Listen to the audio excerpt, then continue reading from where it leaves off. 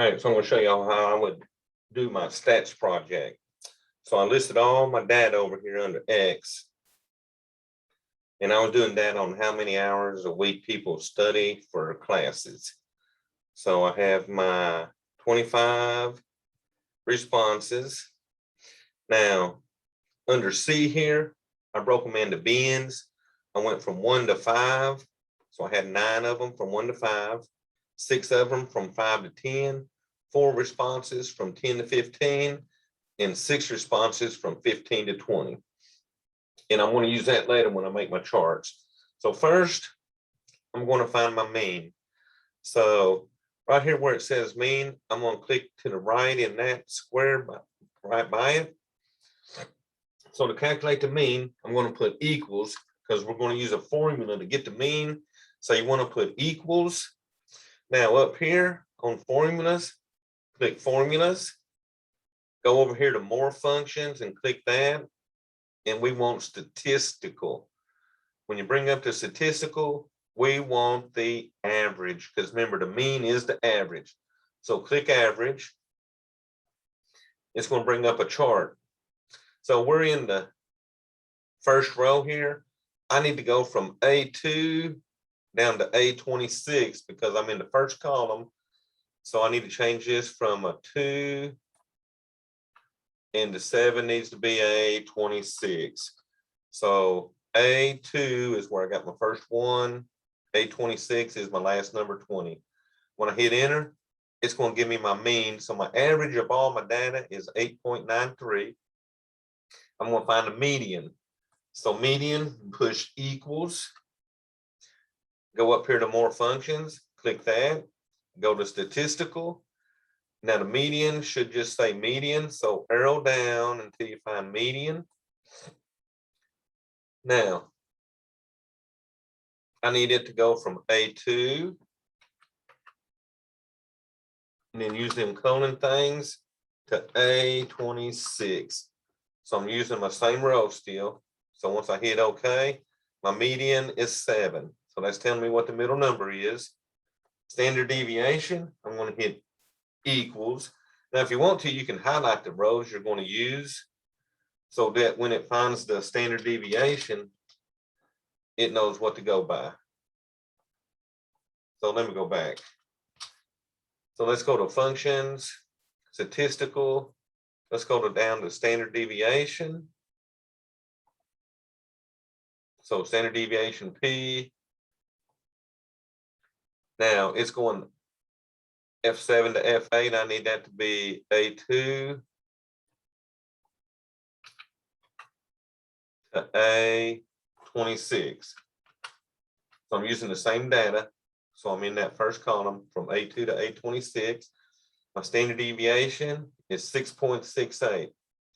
Now I want the median of the lower half of my data to get the lower quartile. So since I got 25 data spots, it'll be the lower 12.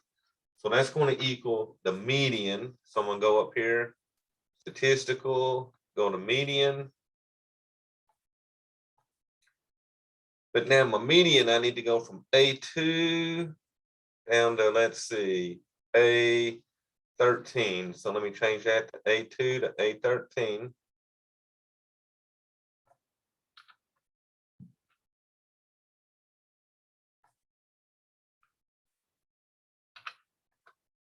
Because remember, that's my lower half of data. So the median of my lower quartile is 3. And I'm going to do that for the upper quartile. That's going to equal. Once again, we need the median.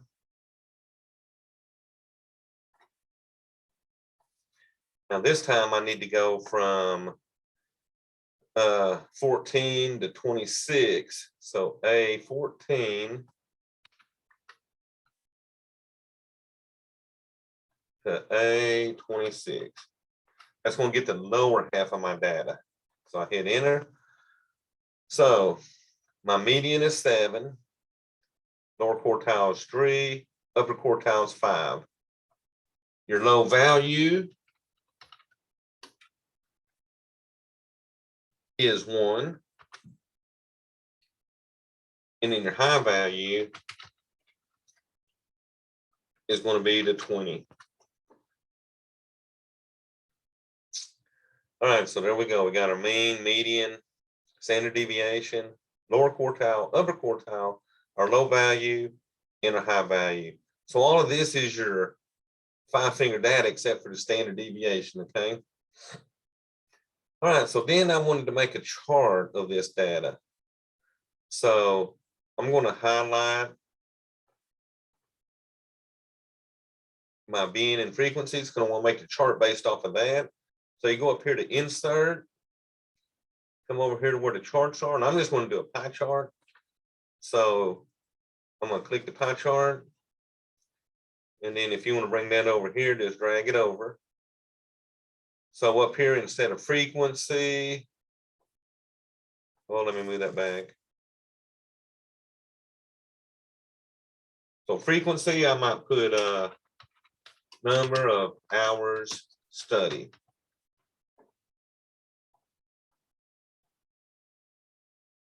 I'm going to center that back. All right, so hours and number studied. So from 1 to 5 hours is the blue area. 5 to 10 is orange. 10 to 15 is gray. And then 15 to 20 is the other sort of yellow. All right, y'all, so that's the main things y'all had to worry about. So notice, once I put my data over here, if your data's not in order when you start, you can click over here where it says AZ on the right side, and it'll sort it from smallest to largest or from largest to smallest. So I just put all my data in there and sorted it and got it in the right order, okay? Now, so that's how I use Excel to find my means, medians, standard deviations, and everything else. So good luck.